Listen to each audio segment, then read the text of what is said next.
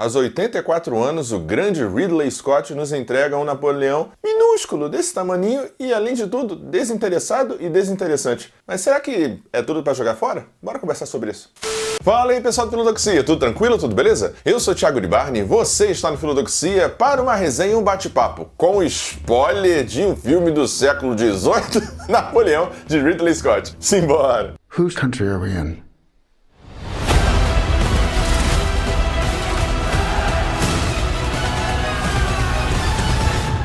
Mine. E aqui você já sabe, antes que a rinha entre cineastas, artistas, historiadores e pesquisadores acabe sobrando pra gente, deixa o seu like maroto, se inscreva no canal caso ainda não tenha se inscrito. Se você estiver assistindo essa prévia por qualquer outro lugar que não o canal, passa lá pra prestigiar que ajuda muito, beleza? Então agora sim, bora começar! Ridley Scott, um grande mestre louva-a-Deus, diretor de cinema famosíssimo com Blade Runner. Editor, vai colocando a filmografia dele aqui na minha cara, pode cobrir tudo aqui. Tem Blade Runner, tem Casa Gucci, tem também Gladiador, tem Prometheus, tem Alien, tem um monte de coisa boa e outras nem tão boas aqui. E eu acho que, assim, em termos comparativos, esse Napoleão do Ridley Scott está muito mais para Prometheus e não Cumpridos do que para, sei lá, O Grande Duelo, que é um filme histórico que tem lá as questões de ficção, de adaptação, mas que é muito mais interessante. Aliás, dica aqui, filme muito bom, acho que tem crítica aqui no canal, não sei, muito bom. E é um filme mais inconstante, esse aqui, esse Napoleão, que tem algumas situações que não me agradaram muito, não agradaram a França, não agradaram os historiadores. Essas questões todas estão presentes, sobretudo uma questão específica, né, que é a questão do idioma, cara. Tem uma coisa importante no Napoleão, que ele era italiano, /córsego, falava italiano, /córsego, um proto-italiano, até os 10, 12 anos de idade, e depois que ele aprende francês, é zoado a vida inteira, não só pela sua estatura, mas também por essa questão do idioma, era quase um francês não francês. Isso é importante para a constituição do sujeito como indivíduo, isso tá nada a ver, fica estranho, sabe?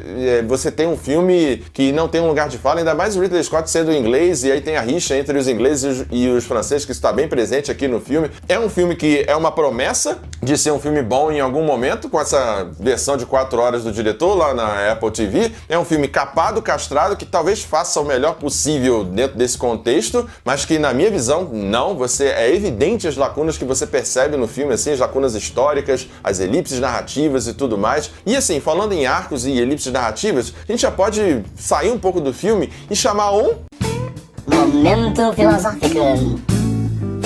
Bom, aqui nesse momento filosófico eu vou chamar dois, então somente dois autores aqui. Primeiro, Friedrich Nietzsche. Sim, Friedrich Nietzsche com a ideia de vontade, potência e Übermensch, ou super-homem. O Nietzsche cita, salvo engano, cita Napoleão como exemplo de super-homem em suas obras. Ele cita alguns outros, mas Napoleão ele é citado por Nietzsche como esse exemplo de sujeito que tinha nada a seu favor, a fortuna não estava a seu favor, o destino, um sujeito pequeno, com sotaque, meio o esquisitão da turma lá de matemática na universidade e tal, o quarto de 7 irmãos, e depois com a sua força, né, com o seu engenho, ele afirma sobre o mundo a sua vontade de poder, a sua vontade de potência, e se torna quase que um Alexandre o Grande do seu período ali do século 17, 18, e afirmar a sua vontade de potência, transvalorar os valores morais em termos de tortura, guerra, sexualidade. E ele trouxe uma certa, como é que eu posso dizer, civilidade e legalidade, racionalidade para a França pós-terror, ao mesmo tempo que continuou trazendo e resgatou a escravidão, o sistema escravocrata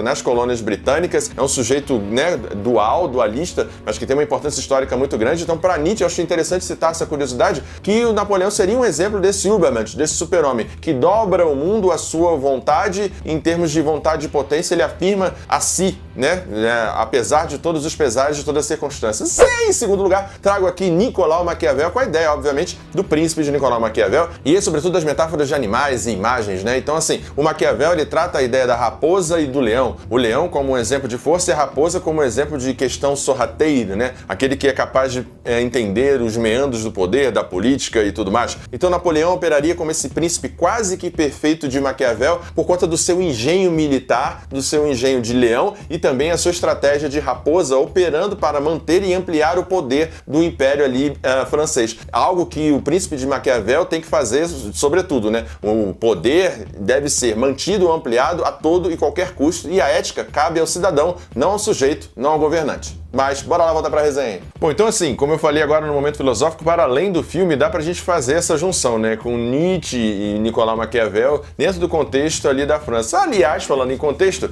é qualquer coisa, né?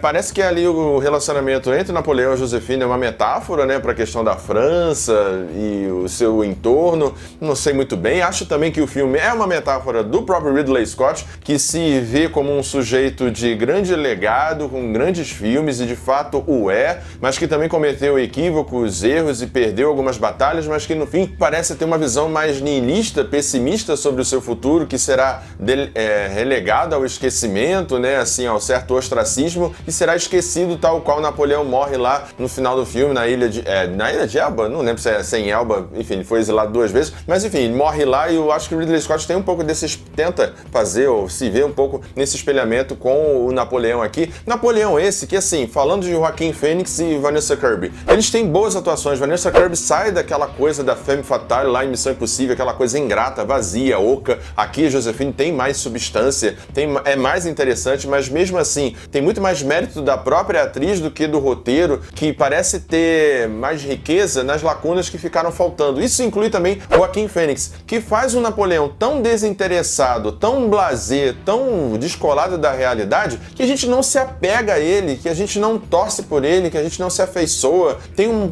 os momentos ali mais interessantes, são os momentos de pastelão, mas às vezes eles são mal encaixados, né, meio esquisitos. E falando em contexto, como eu disse anteriormente, contexto histórico, o filme brilha pra mim não só nos set pieces ali de batalha, que o Ridley Scott parece fazer meio que no automático, alguns, em outros momentos brilha, como na batalha de Leibnitz, enfim, lá do gelo lá, que é muito bonita aquela cena, aquela licença poética, que teve realmente aquilo, mas não necessariamente daquela forma ali. Aliás, falando em ter ou não ter, vou deixar aqui no link da descrição, caso você tenha algumas dúvidas sobre questões históricas e o filme e tudo mais. O filme não tem que ser fato histórico necessariamente, mas se o filme se vende como um drama histórico baseado em fatos reais, tal e qual aconteceu, em certa medida, com o Som da Liberdade, né, que se vendeu como baseado em fatos reais, mas é pura ficção, o narrador não confiável, tal qual é Napoleão aqui, porque é baseado nas cartas e tal. Vou deixar aqui na descrição 3 links aqui, 2 nerdologias e um do excelente, maravilhoso mestre louva-a-Deus, PH Santos. PH,